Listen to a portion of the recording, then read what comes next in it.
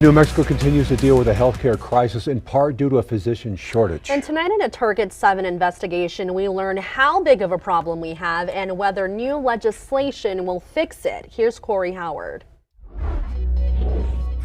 We have a crisis in terms of our medical shortage. Fred Nathan works for Think New Mexico, and statistics back up his claim about the state's shortage of medical providers. According to the Physicians Advocacy Institute, in the past 5 years, New Mexico lost 248 practicing physicians. And one of the reasons is because our medical malpractice premiums are about double all of our neighboring states. Target 7 dug into the number of medical malpractice settlements. So what are these high-dollar settlements doing to insurance rates? The rates are increasing to a point that it becomes prohibitive. For example, if you're an OBGYN in private practice, the insurance rates are so high, you can't work part-time and still cover that expense of the malpractice. And the shortage in doctors leads to the long waits for an appointment. It's 6 to more, potentially 18 months to get in to see a specialist. In primary care,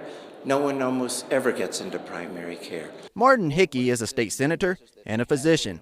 He's also a sponsor for Senate Bill 176, which addresses malpractice in New Mexico.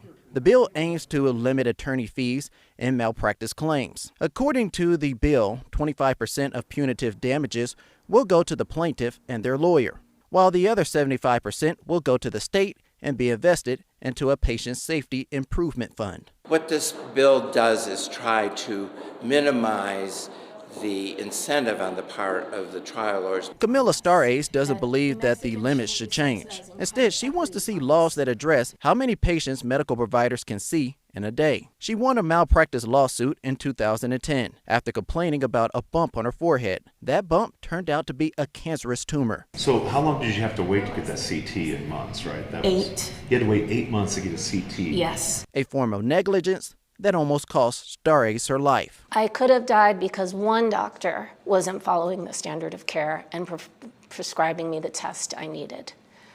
And I just want to say that I have wonderful experiences with medical care providers, and this was one bad apple. And that's why I think medical malpractice law is so important, is to hold the one person who won't follow the standard of care accountable.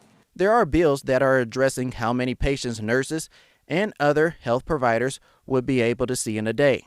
House Bill 72 would establish a committee that would set staffing ratios for nurses. It is set to be heard on the House floor. House Bill 138 would expand it to other medical professionals. It is waiting a committee hearing. A staffing bill makes it the law that the for-profit companies can't make profits by slashing jobs, i.e. slashing salaries. So that is why every New Mexican should call their legislature and advocate for this bill. As for Senate Bill 176, it hasn't picked up a lot of steam in the Roundhouse. It still has a long way before becoming a law. So we simply ask physicians. Are you someone who's in support of Senate Bill 176? Absolutely. I mean, the goal in all that we do and that all of this that we're talking about should be to put the patient first. And that is what 176 does. Reporting for Target 7, I'm Corey Howard, KOAT, Action 7 News. And the Senate Health and Public Affairs Committee has yet to hear Senate Bill 176.